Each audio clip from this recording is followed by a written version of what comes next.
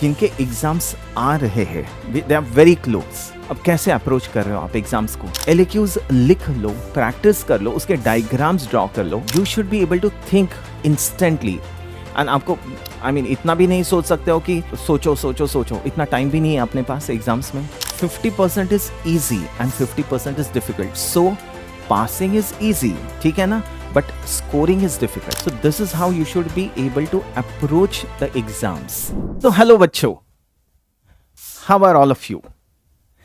कैसे चल रही पढ़ाई? I hope your second internal assessment exams must have come close. या किसी बच्चों के second internal assessment exam हो चुके होंगे. It must have been done. अब जिनके एग्जाम्स आ रहे हैं, दे आर वेरी क्लोज। अब कैसे अप्रोच कर रहे हो आप एग्जाम्स को? पोर्शन वास्ट है, काफ़ी ज़्यादा है, बट स्टिल याद रखना प्रीलिम्स के लिए, फाइनल के लिए पूरा पेपर 1 पेपर 2 होगा। The entire systems, the entire body with histology, embryology, everything will be there. So फिर भी for now the portion you must be feeling is too vast. तो बच्चों, जैसे मैं हमेशा बोलता हूँ, go through the LAQs. By now, you must be knowing which topics are asked as LAQs. ठीक है, तो नंबर 1 LAQs देख लो, LAQs लिख लो, प्रैक्टिस कर लो, उसके डायग्राम्स ड्रॉ कर लो। अब सेकेंड टर्म में आपको क्या होगा? पोर्शंस, न्यूरोएनाटॉमी होगा, हेड एंड नेक होगा, किसी का एब्डोमेन होगा, राइट, या किसी को full upper limb lower limb भी होंगे। So it depends on your college, that's fine. So LAQs पहले देख लो, LAQs लिख लो। If you want us to assess, भेज दो, we'll go through it and definitely will let you know कहाँ पे you're falling short और what you have written is up to the mark, content enough है कि नहीं, right? So that is number 1 LAQs. अब number 2, the same LAQ can be put in the form of a clinical question. अब वो clinical question समझने के लिए थोड़ा सा टाइम लगता है। एब्डोमेन फॉर एग्जांपल, एब्डोमेन में बहुत सारे क्लिनिकल पूछ सकते हैं, like portal vein. Portal vein can come as an LAQ या फिर portal vein can come as a clinical question. Patient presents with vomiting, है ना, and history of alcohol intake over a period of years, ऐसे। So what is your diagnosis? So portal hypertension. फिर उसके सब questions होंगे, वैसे आपको answer करना है। Appendicitis, understanding. So ये clinical questions आप याद, let it be there at the back of your mind. कुछ भी आ सकता है ना, like LAQ can be put in the form of a clinical also. या फिर explain why भी अपना normal course के lectures जो है, you try to understand those lectures. देखो बच्चों, during the exams you have to be very fresh and very focused. अब वो मोमेंट पे अगर कोई सवाल आता है जिस पे आपको सोचना है, so you should be able to think instantly.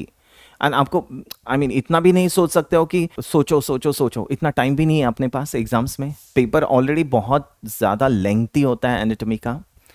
So clinical questions, अगर आपने सारे लेक्चर्स अच्छे से अटेंड किए हैं, हाँ, you have understood the concept, so yes, clinical questions you should be able to answer. LAQ एक हो गया, clinical questions एक हो गए, explain why हो गया, then short notes आते हैं, हाँ। So histology diagrams आपको draw करना है and थोड़ा सा description आपको लिखना है histology का, that is enough. Embryo also, अब abdomen जब पढ़ते हो तो abdomen organ के साथ उसका उसका embryo साथ में खत्म कर दीजिए. So it is done. Clear? So this is how you should be able to approach the exams. ठीक है? Portion is vast. Don't get scared. Don't get scared बच्चा, आपने बहुत मेहनत किया है पूरे साल भर. So जब आप एग्जाम को बैठोगे तब you will be able to recollect things which maybe you must not have read just before the exams. तो वैसे होना चाहिए आपका state of mind. You have to be very fresh during the exams. नहीं तो फिर है ना, वो सवाल देखा नहीं आ रहा है, सो वो डर जाते हैं बच्चे, and then they forget.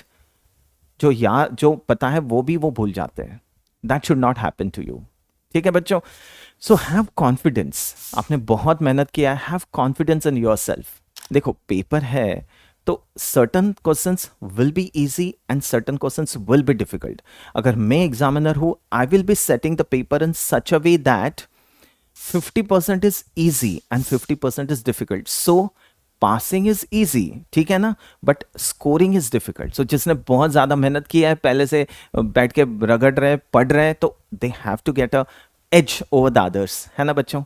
So scoring is difficult, तो वो बच्चे स्कोर कर सकते हैं, थोड़ा सा आउट ऑफ द बॉक्स होंगे वो सवाल, but 50% is going to be very easy, जो आप इमीडिएटली आंसर कर सकते हो, and you should be able to answer them.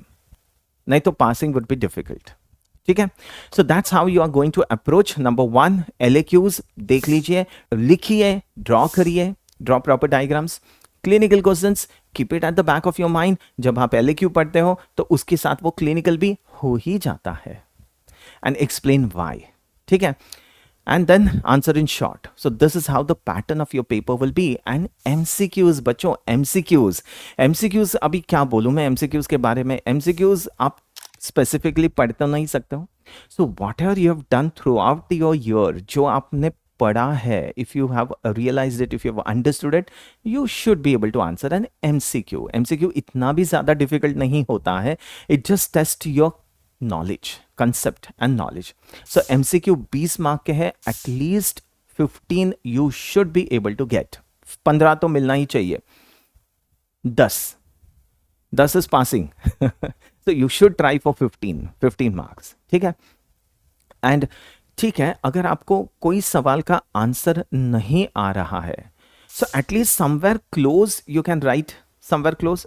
ऐसे नहीं है कि वो सवाल है एंड नहीं आता तो कुछ और लिखा आपने, ऐसे नहीं. So somewhere close to it you should be able to right.